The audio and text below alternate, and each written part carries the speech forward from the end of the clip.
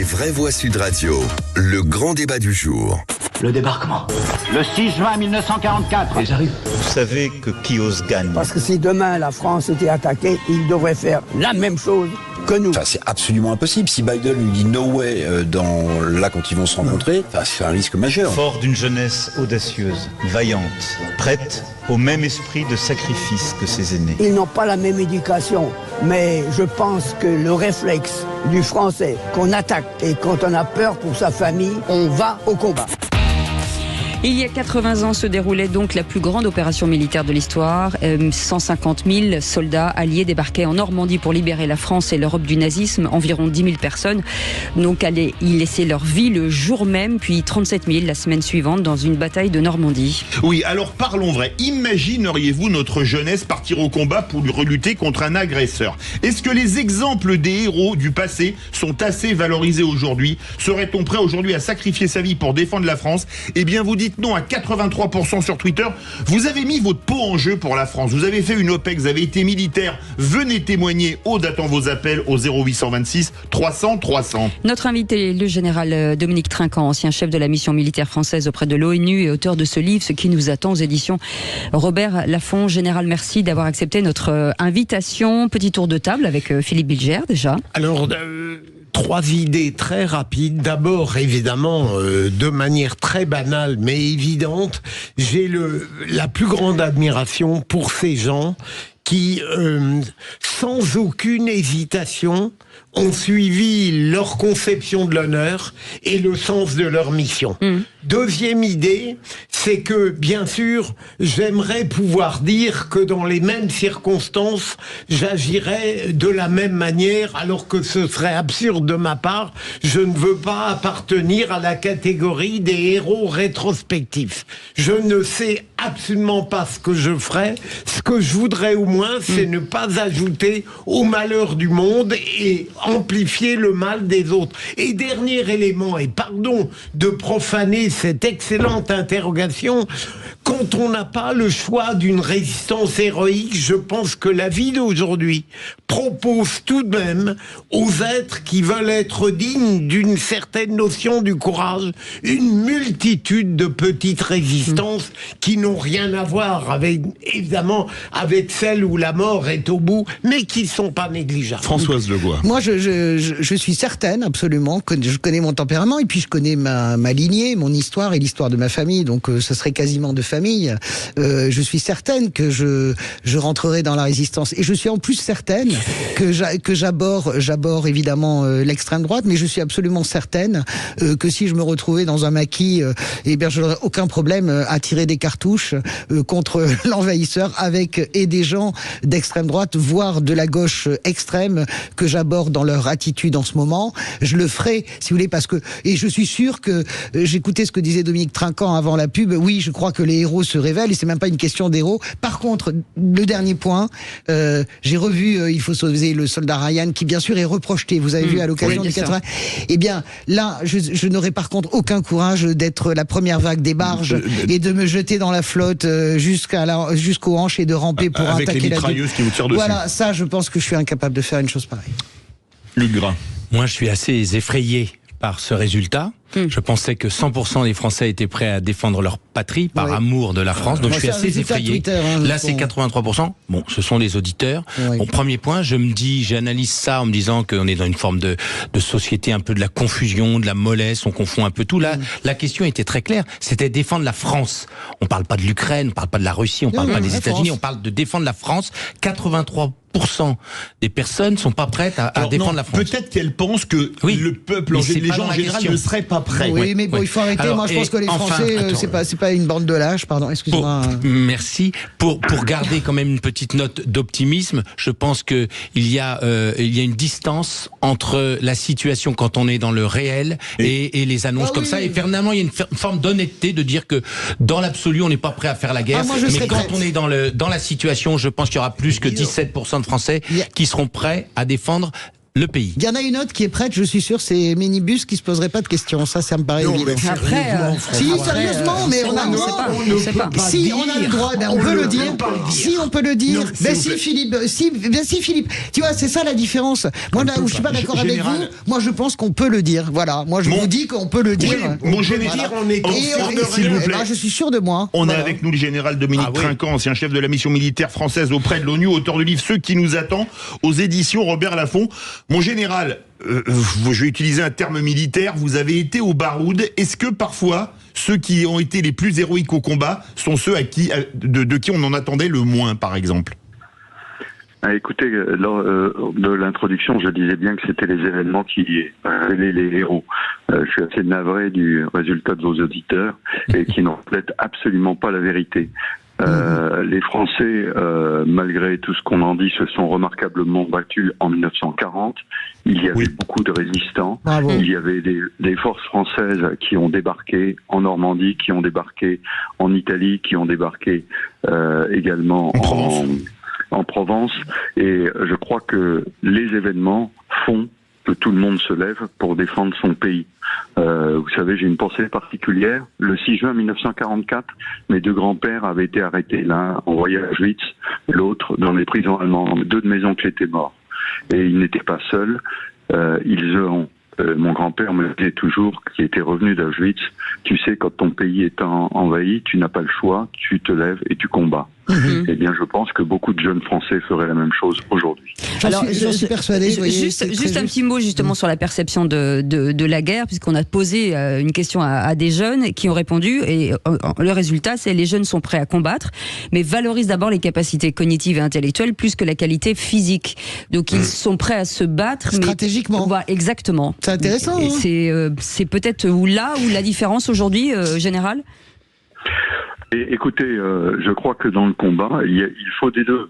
Il faut du courage physique, il faut de l'intelligence, et chacun a son rôle là où il est placé dans le combat. Moi, je voulais dire de Dominique Trinquant, c'est très émouvant ce que vous dites. Moi, mon grand-oncle était à Dachau parce qu'il était résistant, il en est revenu, donc il n'était pas dans les camps d'extermination. Mais je veux dire par là que, effectivement, cette image, merci de changer cette image permanente du français lâche et de haut bombeur. Vous voyez ce que je veux dire? Il n'y a pas eu que des résistants de l'A45e heure, il y a eu des gens, et les résistants ne sont pas tous Jean Moulin. Il y a des personnes très ordinaires qui ont caché pendant 2 nuits des enfants juifs pour les aider à passer une rivière. Vous allez à Yad Vashem à Jérusalem, vous voyez des gens complètement ordinaires qui ont été des héros même d'une journée. On n'est pas tous obligés d'être Jean Moulin, mais je suis sûr qu'à un moment donné, on est capable d'être un saboteur de train, on est capable d'être un petit télégraphiste pour faire passer des messages à la résistance en vélo. Vous voyez ce que je veux dire? Donc merci de redresser cette image-là. Général Trinquant. Pardon. Oui, mon général, je regrette d'introduire peut-être un peu de mélancolie et de lâcheté dans cet univers de l'égoïsme, de l'héroïsme virtuel, mais en parlant des gens qui aujourd'hui rencontreraient des dangers gravissimes, je ne suis pas persuadé que naturellement on puisse dire je les affronterai. J'ai toujours détesté les témérités verbales, et je ne nie pas que des tempéraments seraient prêts à cela, mais je pense que l'humanité aujourd'hui n'est plus celle qui, à partir de quelques exemples illustres, nous a donné des exemples. Général mélancolie. Écoutez, permettez-moi de ne pas partager ce point de vue. Alors évidemment, de la part d'un militaire qui s'est engagé depuis le départ, la question ne se pose pas. Mais de la part des citoyens, vous savez, ceux qui ont combattu en 39-40, et qui ont eu un taux de mort incroyable, eh bien, ce sont des gens qui se sont battus malgré la défaite, malgré tout ce qui les emportait, et ils se battaient jusqu'au bout. Et donc, je répète, ce sont les événements qui vous placent devant le devoir que vous avez à accomplir. Luc Gras. Oui, tout à fait. Moi, je crois que c'est les événements. Et en plus, par contre, ce qui est intéressant dans cette interrogation, dans ce questionnement, c'est qu'en tout cas, notre pays, son opinion publique ne semble pas prêt. Imaginez que vous posiez cette question il y a quelques années, avant les derniers événements dans le monde.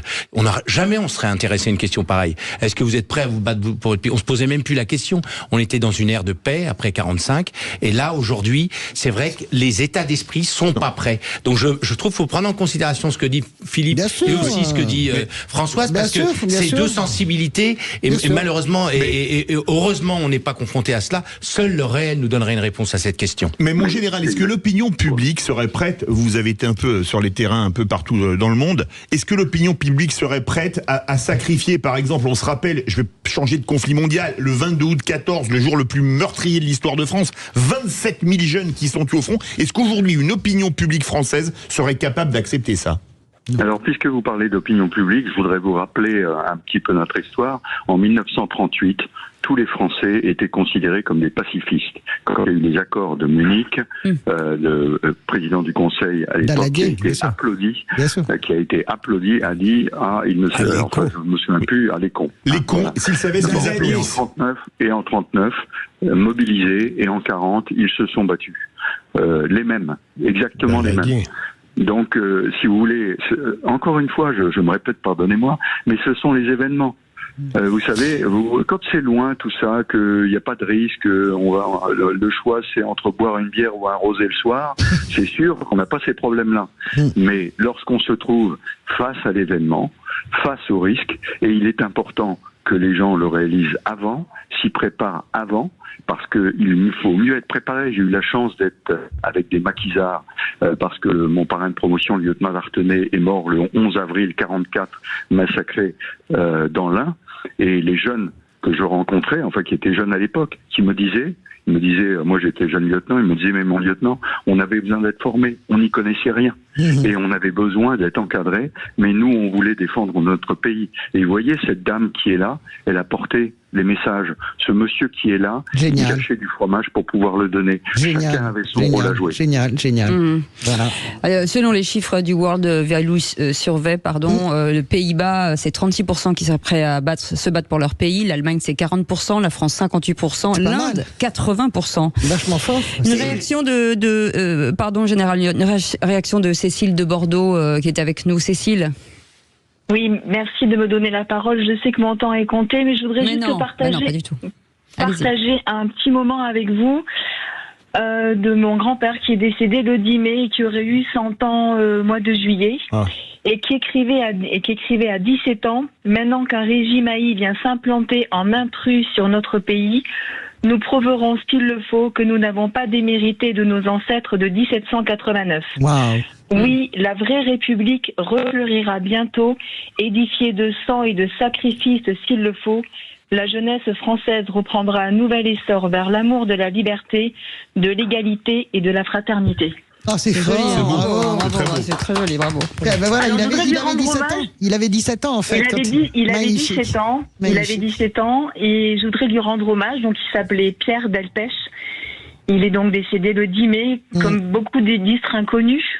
Il a pas voulu être décoré de la Légion d'honneur parce qu'il nous a dit qu'il n'avait fait que ce qui semblait être juste, que son devoir. Et je suis admirative parce qu'il porte des valeurs finalement que notre société a perdu, de respect, d'implication. Et moi qui ai vécu un petit peu à l'étranger, quand je suis allée inscrire mes enfants au consulat et quand je suis rentrée au consulat, donc dans mon territoire, j'étais fière de mon pays, fière d'être française, fière des valeurs qu'on porte. Et je suis reconnaissante à jamais de toutes ces valeurs qui nous ont été transmises et de tous ces sacrifices-là. Eh ben, Général, quand vous entendez ça, ça va dans votre sens, forcément. Oui, mais je crois que c'est plus profondément ancré dans les Français qu'on le pense. Et lorsque vous discutez avec beaucoup de jeunes, vous vous apercevez que finalement, les choses n'ont pas changé. Et je le répète, évidemment, personne n'a envie d'aller à la guerre. Et je voudrais qu'on arrête de dire allez se sacrifier, allez mourir. On ne fait pas ça. On va combattre et on va gagner.